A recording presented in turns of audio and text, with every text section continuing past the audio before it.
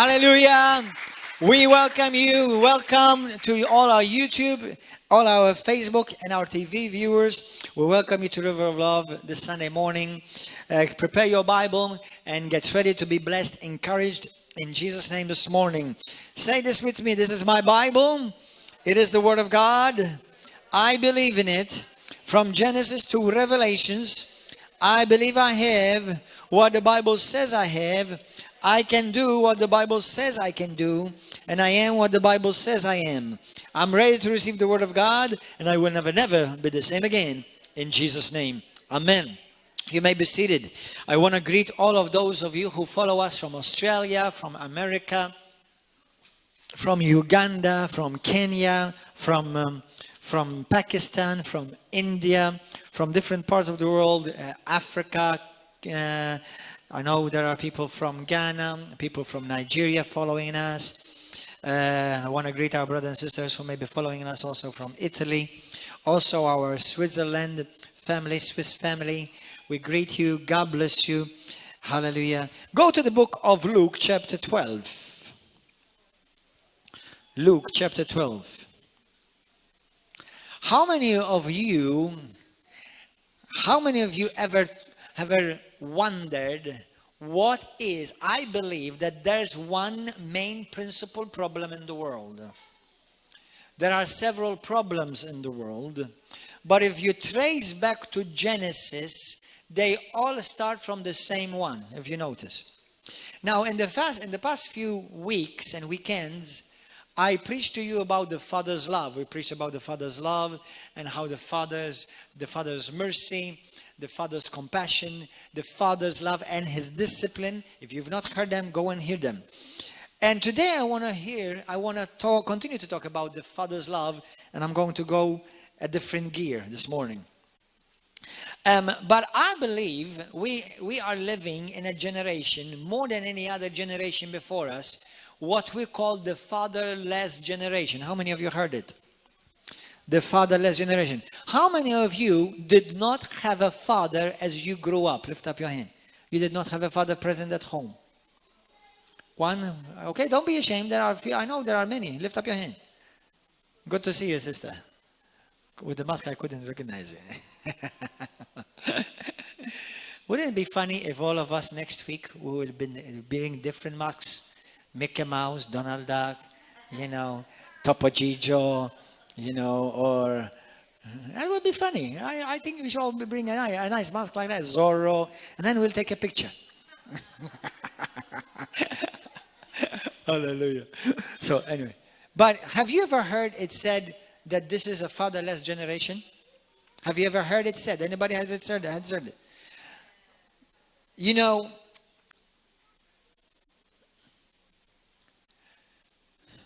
In our ministry, in this ministry, and in many other Christian churches around this nation and other nations,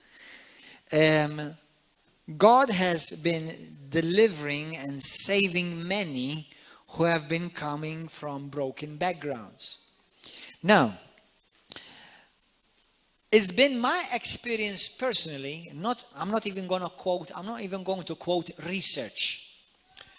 But what my experience has been definitely agrees with the research, scientific research. A good majority of people who go into the lifestyle of lesbianism, homosexuality, or transvestite, being a transvestite or transsexual, many of them has come from a broken family, from an absent father, from no father figure, and never experienced the Father's love. I was actually, as I have spoken with many of the people who have come from that type of lifestyle background in our church, when they come to Jesus, the Lord changes them. And they don't change because of therapy, they change because they find their identity. Everybody say that, they find their identity. Brothers and sisters, if you are taking notes, please write this down. A fatherless generation is a generation without identity. when I have spoken to these people, just even till this very week, I'm about to shock you. Now, not everyone who does not have a father or have been abused by a father sexually, verbally, or physically, or they have had a father who abandoned them or rejected them. Not everyone will go into the lifestyle of homosexuality, lesbianism, or whatever, or promiscuity. Not everyone. Some will become a criminal. Some will go into drugs. So, I believe personally, a good majority of our problems in our society is because they have not had a good relationship with their earthly father. Now, I will speak more about earthly fathers in the messages as we go along, not today. Today I want to talk about first the relationship with our Heavenly Father, especially the Father's blessing.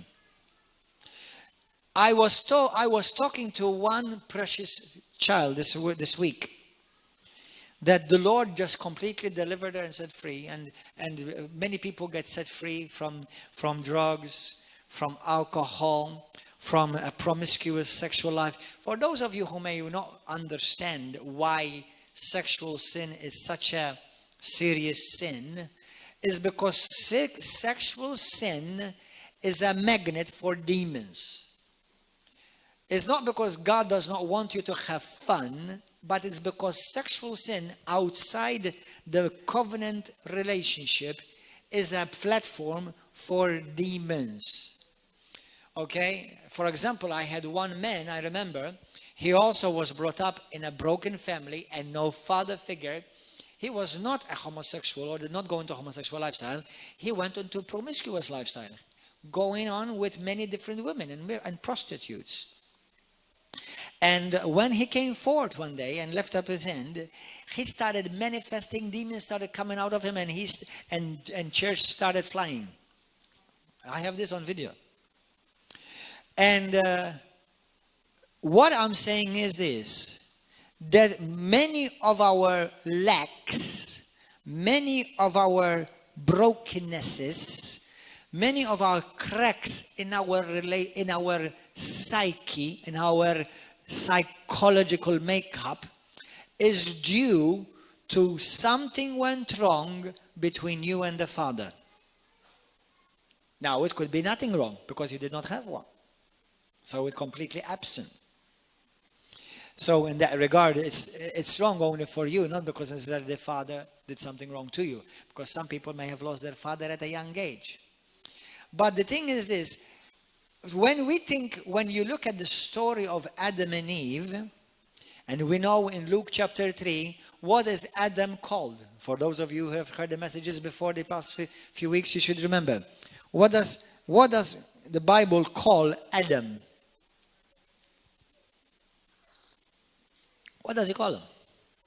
Son of God. And if he's a son, what does that make God? Father.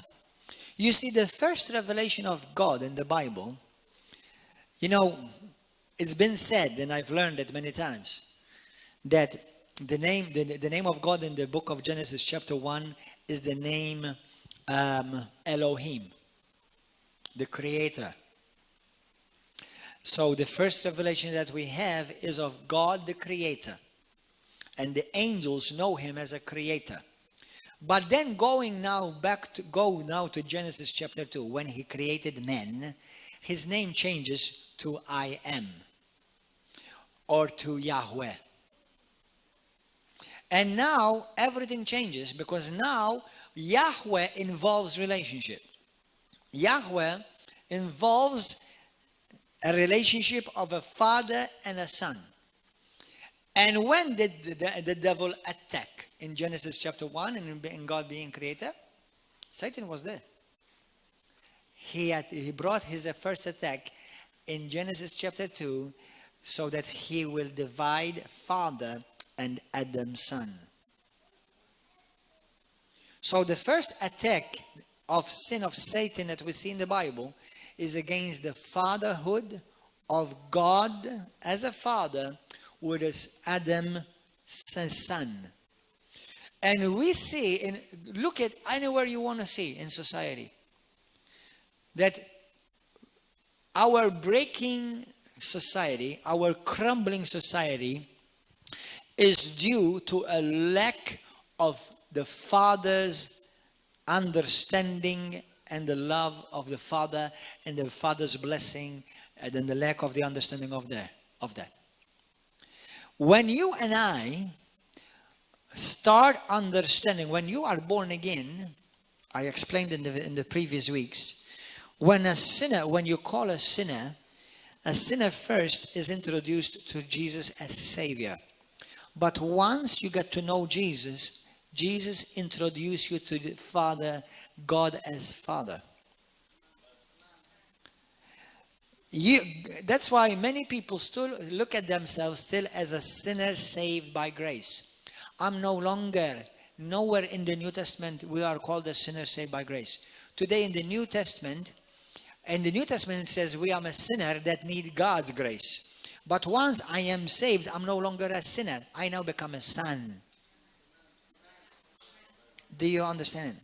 So as I grow now as a Christian, I don't grow as a Christian saved by grace.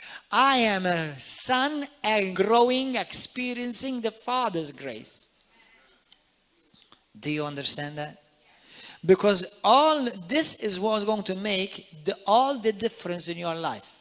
How you as a husband acts with his wife. How a wife acts with her husband. How a brother acts with another brother. How a Christian acts with his pastor or her pastor.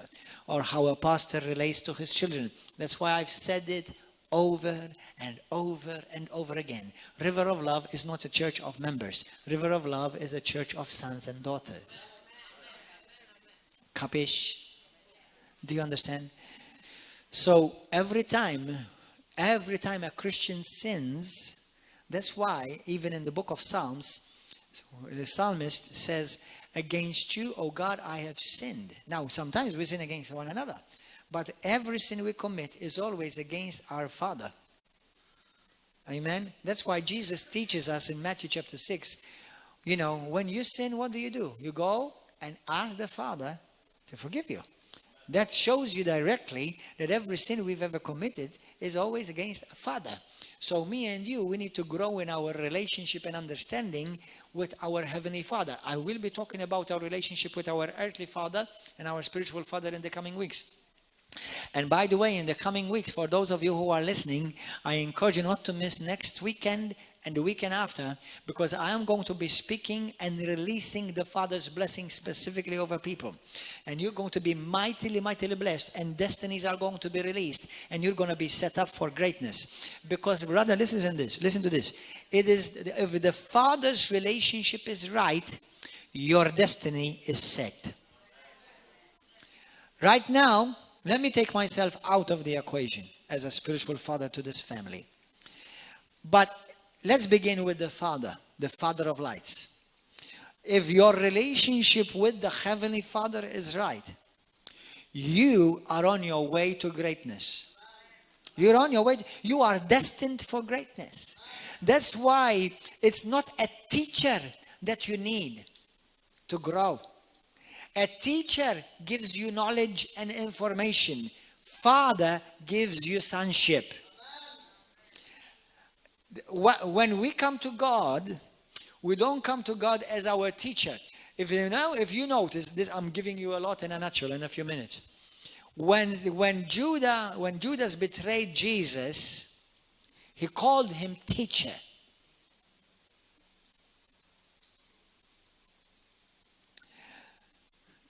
You cannot call somebody Lord. Now, Lord, obviously, you're not going to call me or any other pastor or whatever a Lord. Although in the New Testament, in the Old Testament, there was a concept of, how the Bible says Sarah killed her husband? Lord, right? But Lord, it's a different concept. Not like I'm going to worship you, but that's a different thing. So if you notice this, when we lose the identity of God as Father, we will stray from our destiny. Because your destiny is connected to God the Father. Actually, let me put it a bit different. My destiny is connected to God, me seeing him as Father. Because if I don't see him as Father, I will now get into a slave mode. I start serving him because I'm afraid of him, or I'm trying to get something from him, rather than I am a son and I serve him because I already have been given everything I need. Do you understand? Hallelujah. In the book of Luke chapter 12, Luke 12, this is a beautiful scripture. Hallelujah. I'm about to say something that's going to make some Christians nervous, not you. But when a pastor does not operate as a spiritual father, he is robbing his people. And when a church does not understand the concept of spiritual fathers, and I will talk about that later, and it does not understand the father figure and having a relationship with the father, the church will be handicapped spiritually. And there are many well-meaning leaders, pastors. If you're an evangelist, I understand, that's a different thing. If you're a prophet, that may be a different thing. If you're a teacher, that definitely is a different thing. But you cannot be a pastor and not operate as a father. Otherwise, you're not operating rightly. The word pastor and father have the same root word. Pater, pastor, father. But many pastors operate in the world, including in our nation, as a church with members, not a church with sons and daughters. That's why I'm going to veer off. I'll just mention that and I'll get on track again. About 5-6 years ago, there was a group of Christians, about 14-15 of them, came to River of Love, and they said to me, we want to come to this church. You know, we just had an argument with our pastor and we want to leave. And I said, listen, apart from integrity, apart from walking in love, I said, I'm sorry. I said, as a guest, you are welcome to come. I said, but if that is your spiritual father, you need to go back and make things right with your spiritual father. Guess what? They never came back. Do you know what? If that is not your spiritual father, you'll never settle right. Now, I'll give you the freedom to disagree. It's been my life experience and what I see in the Bible, how I see things, that they do not work as God intends them to work. Because everything in our Christian walk is connected with fatherhood. Constantly. Remember what father means? Anybody remember what father means? A life giver. A giver of life. Some other translation says, another meaning is a fountain of life. Life giver. So if my connection with God the Father is not made right, how am I going to have a fulfilled life? Once Adam sinned against God as Father, was his life made right? No, it was all messed up. So that's why Paul says, you have many teachers, but not many fathers.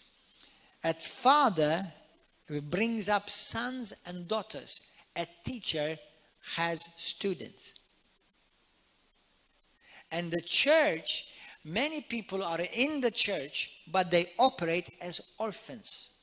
And we must begin by first establishing a good and right relationship as a son or a daughter with the father. First. Because everything you're going to need is going to flow from the Father. Your healing is going to come from your Father. Your identity is going to come from your Father. Your blessing is going to come from your Father. Your destiny is going to come from the Father.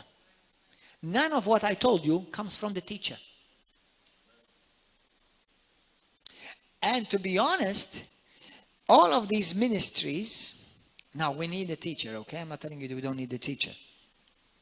They are there to support, strengthen our relationship with God as Father. Amen? Hallelujah. So, remember, we are sons. Everybody say, I'm a son of God. I'm a child of God. I'm a daughter of the King. So, everything flows from that. Amen.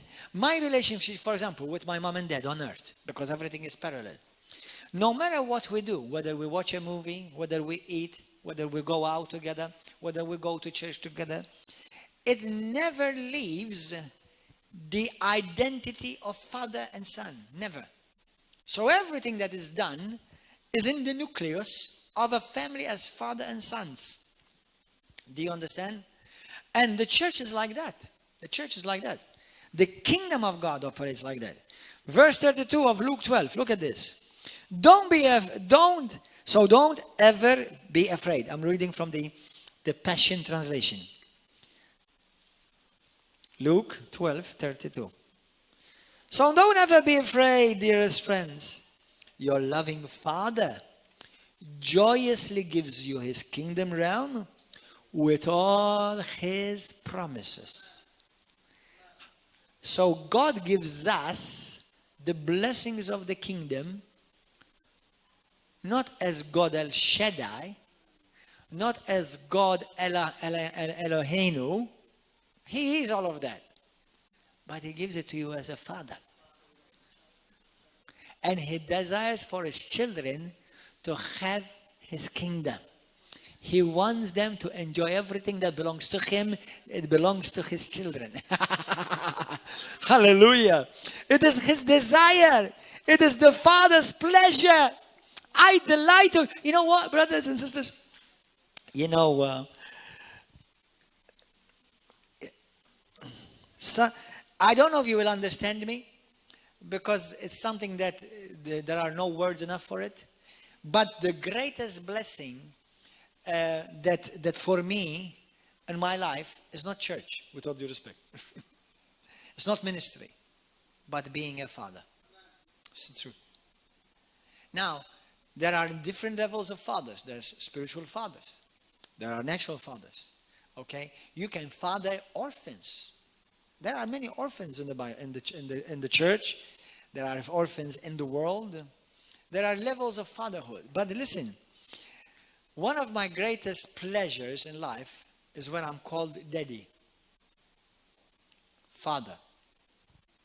And those of you who are not fathers yet, God will give you the blessing to be called daddy and father. Now, I was a father in a sense spiritually before I was a father naturally. But what I'm saying to you is this. God the Father, everything that belongs to God the Father, God wants it to you. They'll give it to you. He wants you to enjoy it. Do you know that? I was talking with somebody just 2 days ago. And it makes me really, really sad. He was telling me, now this guy, I've spoke with him a couple of times. No, I've met with him a couple of times. He even came to this place a couple of times. But he feels that God has abandoned him, that he has cursed himself because he has taken it against God, and God hates him now and he's against him. Let me tell you something. Let me assure you that if you are the very one crucifying his son to the cross, God the Father still loves you. Now, we don't understand that. We don't understand that. We don't understand that type of love. But the Bible says that God loved us while we were still sinners. And brothers, for all of you who are following on Facebook or YouTube or TV, like my friend who said to me, I said, listen, I told him, listen to this message. And I sent him a message about the Father's love. He said to me, it's too late. I can't, it's useless. I don't need to hear anything. It's useless. No matter what I hear, it's too late now. I'm cursed. Brothers, that's where Satan wants to get you, to make you believe that now Father has rejected you. God the Father will never reject you. You may reject him, but he will never reject you. Never. Never. Hallelujah. Never. Even if I killed somebody, never. Even if I took another man's wife, never. Even if I went with many women, pastor, never. Even if I took drugs, never. Even if I stole the bank, never. He will never, never, never reject you. Never. He will always be there waiting for you. Never. So don't ever believe the lie from the pit of hell that it's too late now. It's never too late. Until you have strength in your bones, breath in your body, it's never too late. This may be your day to come into the fullness of your destiny as you acknowledge the Father's love in your life. Amen. Luke chapter 22. Go there. Luke chapter 22. Luke chapter 22. Verse 29. I'm reading from the Passion Translation. Do you know, it's been very interesting. Let me share this with you. I will repeat this in the coming weeks. When I went to, some of you, about 3 or 4 years ago, we went to a big mega conference. Remember that in Palermo? How many of you came with us to that huge conference in Palermo? Remember that? We were about 30 people from the church. Remember the prophecy that Apostle Maldonado did over me? He called me out and he said to me, you are a father to many and many leaders. He said to me, and many leaders will come to you and they will recognize you and they ask you to be a father to them. Now, obviously, I'm not like, shop for a father online, okay? What I'm saying is that since that prophecy, I've had literally pastors and leaders come to me asking me to be their spiritual father. Until this very, very week. Now, obviously, just because they ask me to be their spiritual father, I say, okay, here, fill this form, I'm your father now. Fathers and sons are not made out of a form that you fill. There has to be a relationship, okay? But it starts somewhere. So if there's somebody like that, for example, then we start a relationship, we'll see, where's this leading? If truly that, he or she, they are truly looking for a father, or they're just looking for a passport, for a visa. Okay? So, but what I'm saying is that in the body of Christ, there is need for a greater revelation and understanding of the Father's love. And one of encouragement to you is that daily get to know your Father. Jesus came to reveal the Father. Remember that. Jesus spoke to us the words of the Father.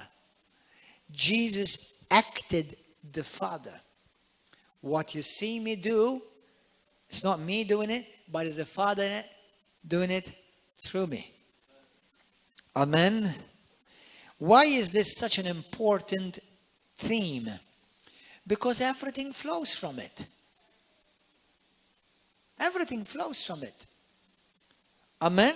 Hallelujah. So, verse 29. 22 29, yes. What does it say? It says this. I give you your destiny. I am promising, this is what Jesus said. I give you your destiny. I am promising you the kingdom realm that the Father has promised me. So when I get to know the Father, I discover my destiny.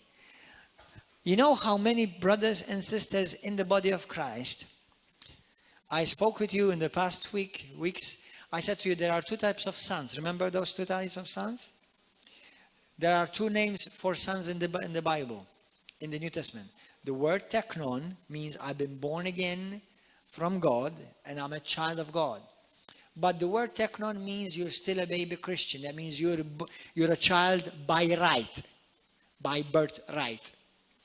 But so everyone who is a true Christian is a teknon. That's why many of you are in technology and you're constantly on your phone. No, it has nothing to do with it.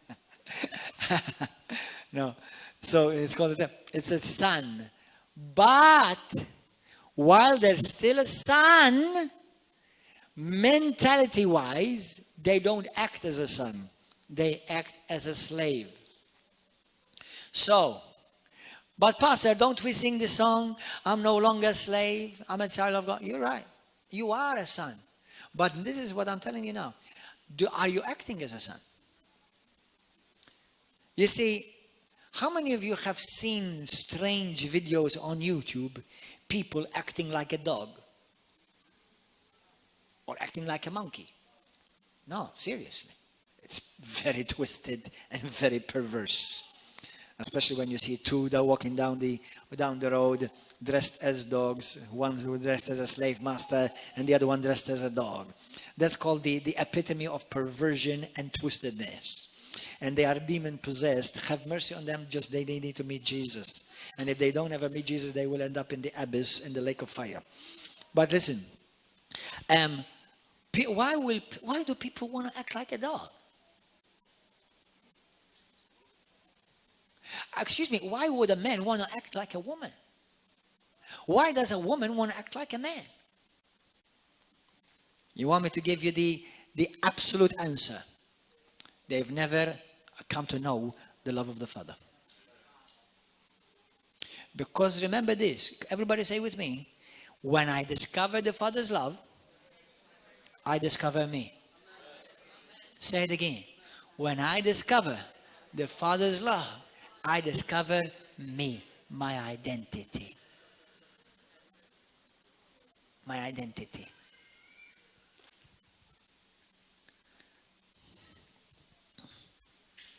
So when now we are born again, whether you came from a good family, with a good background, with father, no father, abusive father, a nice father, when you're born again, now you're giving up the best father. The Father of lights, the good Father, the generous Father. That's why you should never feel lack now as a Christian, especially if you grow in your revelation of your Father identity in you, now call you as son and daughter. Amen. Go to the book of Luke 15. Luke 15. I wanted to start sharing with you today about the Father's love.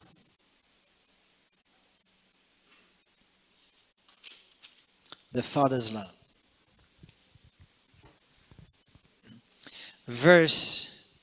Remember the story of the prodigal son. How many of you don't know the story of the prodigal son? Go and read it. Now, we in Maltese, in English they call it the prodigal son story. In Maltese we call it Liben il-Hali. I would change its name. I would call it the abundance and the unchangeableness of the goodness of the Father. Amen. So we know the story. These two sons were in their father's house. One day the younger one came to the father and said to him, Father, give me give me my inheritance. Whatever is my inheritance, split it between us, and I want my half. And after a while, the Bible says, he left from his father's house, and he went and squandered and spent everything. And he went to Pachaville, and he went to all the striptease clubs, he went to all the drugs clubs, and there he spent everything. That may be the story of some people in this church. I know somebody. He said to me, Pastor, I've spent so much money on striptease clubs. And that he used to come to this house. That's why, let me tell you something. Whether you are here physically or whether you are checking out or watching this behind Facebook or YouTube, if you are one of those sons, come back to the Father. The Father still loves you. He is saddened that you are not enjoying the Father's blessing in your life. And you can come back and be restored everything that you lost. Hallelujah. Don't stay away from the Father. But it's true. I know of a man. He left. He was part of this house. I think he came back now. But he had a lot of money. And he spent it with prostitutes and striptease club. And did he feel better? Did he get better? No. He became miserable, lonely, and depressed. And suicidal. That's what the father of the world knows to give to you. Remember, if you don't stay in the Father's house, out there, there's another father. And he's not kind. Remember, Jesus said, your father, he's the devil, he's a liar, and he's a murderer. I'm talking about Satan. Isn't that interesting? Why would Satan want to be father too?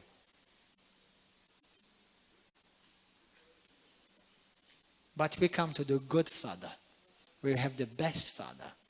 We have the compassionate, merciful, kind Father. Hallelujah. Get this in your spirit. Say this with me. Say, now I know. I am assured, and of this I am confident, that my Heavenly Father loves me unconditionally, and He will never reject me. I am my Father's child. Hallelujah. Now go to verse 20. When this child spent everything, he went looking for work. And it was the season of COVID-19 when all the jobs and all the works were closing down. So he had a hard time finding a job. And so he went and found and he started working. No, it's not. No, he went and found a pig farm. And he started working with pigs. And at one point, he was even jealous for the pigs. Let me tell you something. To become jealous for a pig, you've gone really low. He was feeling jealous for the pigs. Even the pigs are better than me, he was saying. At least they have food. I don't even have food. So, at one point, and we spoke about that in the past message, how God the Father will use His Word to discipline us. He will use the Holy Spirit to discipline us. He will use the Father, the house Father, our pastors, to discipline us. If we don't listen from those three, He will use the pigs. But isn't that good? Think about that for a few seconds. Isn't God good? No matter how far you've gone, He will always find a way to get to you, even if it has to be a pig.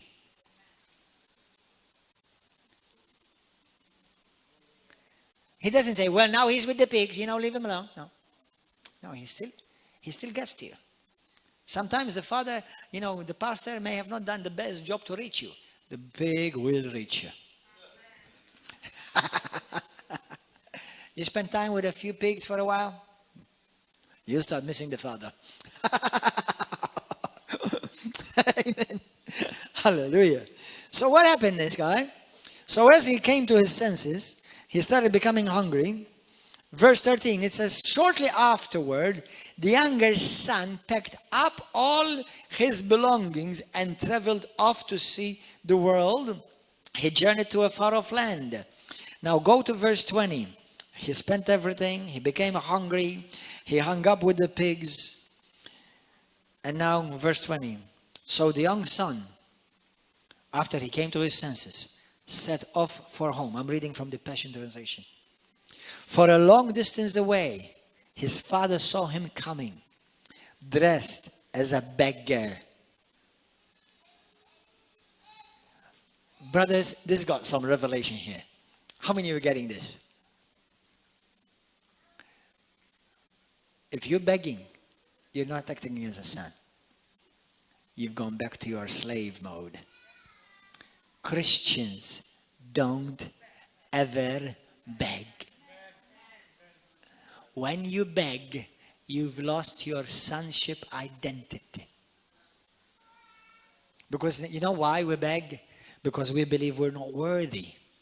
Because many of us believe the lie of Satan that now I have to deserve the Father's love. When you don't deserve the Father's love because you don't earn the Father's love. You receive the Father's love as a gift. Amen. Hallelujah. And so he, from a distance, from a long distance away, his father saw him dressed as a beggar, and great compassion, look, great compassion swelled up in his heart for his son who was returning home. So the father raced out and ran out to meet him. My first message on this theme was when God ran. Have you ever seen God running? The Bible says that God was running here. When God ran. And I told you how this parable, although we can use it for sinners to call them to God, but this parable is not for sinners. I believe this parable is for Christians who left the Father's house, who abandoned the Father. They walked away from Jesus Christ. And the Father is telling them, come back. Stop hanging out with the pigs. Come enjoy my blessing. Come enjoy my kingdom, because I desire to lavish my kingdom upon you, son. To lavish my kingdom and my blessing upon your daughter. So the father raced out to meet him. Look at this, how beautiful. He swept him up in his arms and hugged him dearly and kissed him over and over with tender love. Hallelujah. Thank you, Father. And then the son said, Father, I was wrong.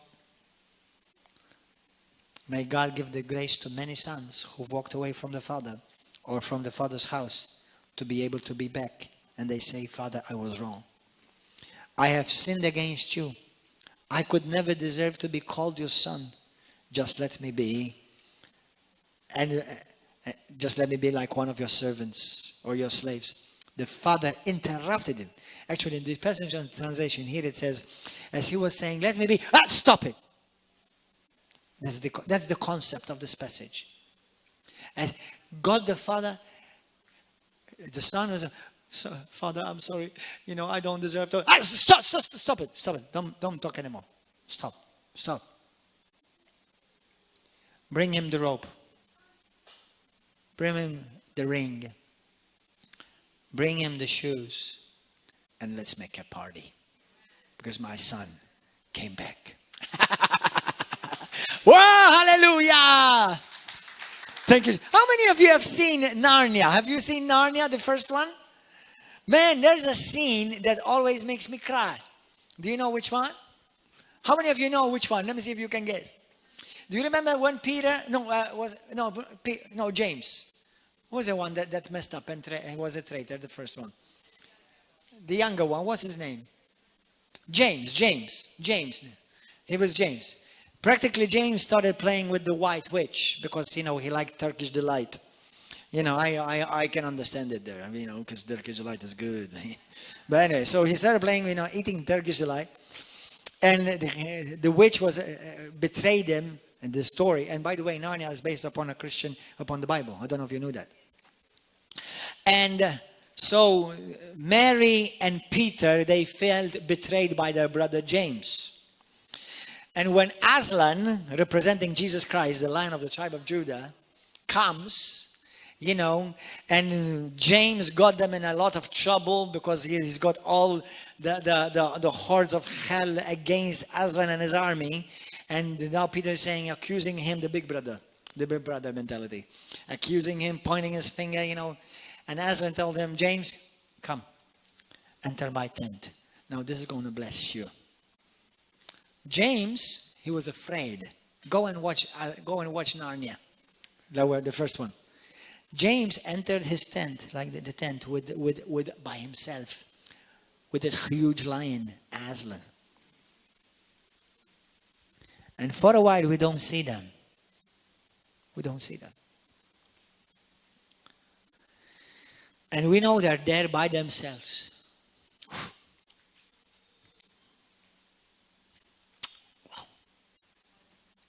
For a while, they're there by themselves.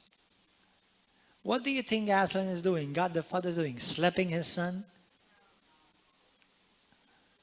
Lifted him and loved him.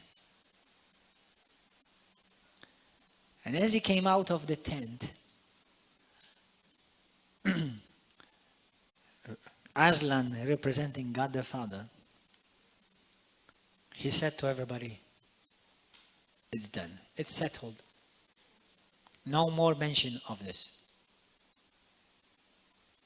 No more mention. When Jesus says, when you pray, enter into the inner room and talk to the Father. Yesterday, my wife had a vision and a dream, prophetic, of heaven. And she saw herself in the throne room of heaven. And she saw herself dressed up beautifully, and things that she saw. God gave her, my wife, this gift of seeing things in the spirit. Even people in the church, their condition. It's true. Anyway, but in the vision she saw God the Father hugging her and putting her on his lap. And she was crying all morning about this experience and praying. And she said, I didn't wish to come back. I don't blame her,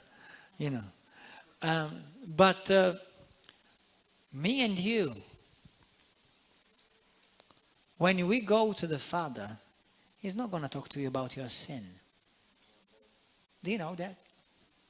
Do you know that God never talks to you about your sin? Have you noticed that? It is you who talk to God about your sin, not Him. He talks to you about His love as a father towards you. That's why the accuser always points your sin. And God the Father always points His Son. That's why He says, it's settled. No more mention of it. My Son took care of your sin.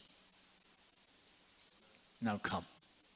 Because in my eyes, I have made you worthy. Hallelujah. Hallelujah. Thank you, Jesus. The secret place is where we start enjoying, benefiting of the blessing of the Father. The blessing is always connected to relationship. Listen, brothers and sisters. You know, God the Father, when He blessed the Son, we'll talk more about it because for time's sake, next week by the grace of God. Because I haven't opened up in detail about what the Father gave His Son once He repented and came back. Somebody asked me, he said to me, Pastor, they said to me, so did you bless so-and-so who rebelled against God? Hold on. God the Father will never bless rebellious sons. Does He not love them? Yes. When I bless somebody who's done something wrong, it's not as a father's blessing, because the Bible says, bless your enemies. That's not a father's blessing. Bless those who hurt you. Bless those who persecute you. That's not a father's blessing. So if anybody left this church or any other church that God has established you in a wrong way, in a rebellious way, I did not bless you, and I'm not going to bless you from a father's blessing point of view. Now, I bless you because I desire, in a sense, not like go with the blessing. No. Number one, you already went. You did not ask me for permission, you just left. Okay?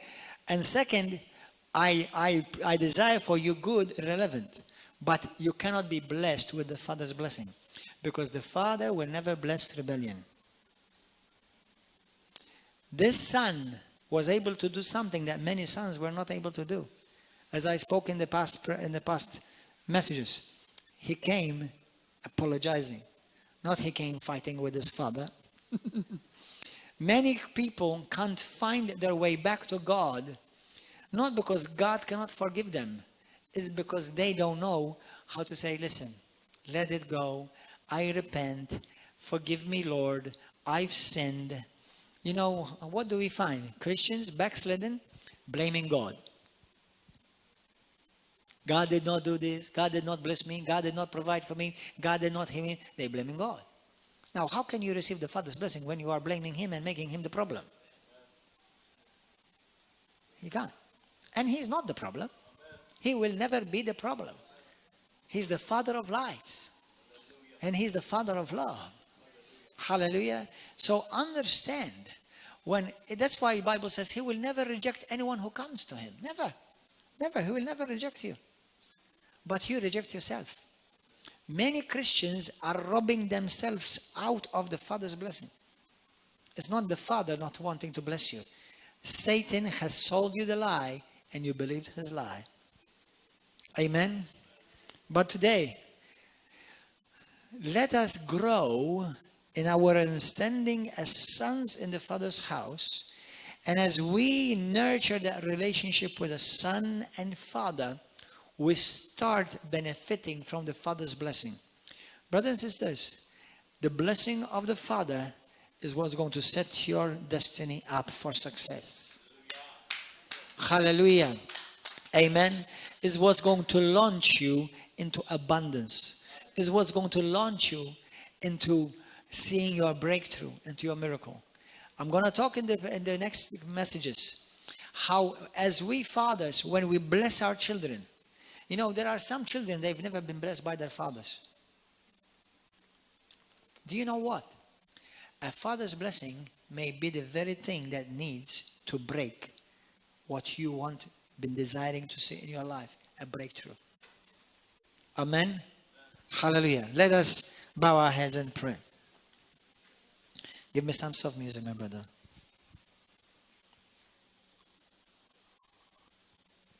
Say this with me. Say, Heavenly Father, thank you for your love for me. And thank you for increasing my understanding that I'm a child, I'm a daughter, I'm a son. Lord, forgive me when I have sinned, because it is against you, Father, that I have sinned.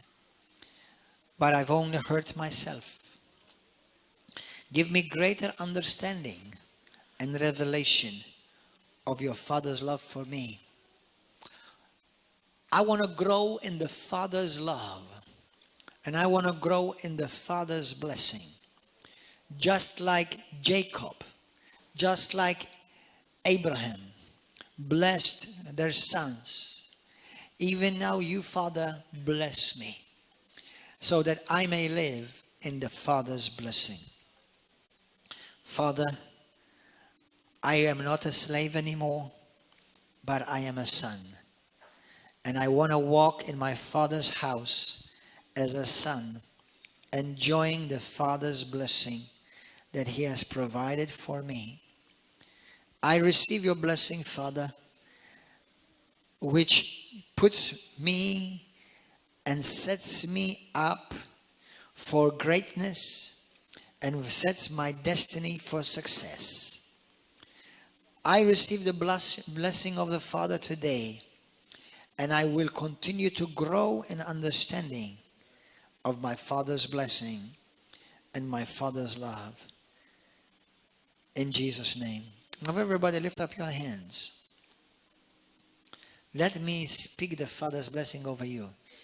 You know, the patriarchs, if you read the Bible, they truly understood something many Christians don't understand. They understood the power of the Father's blessing.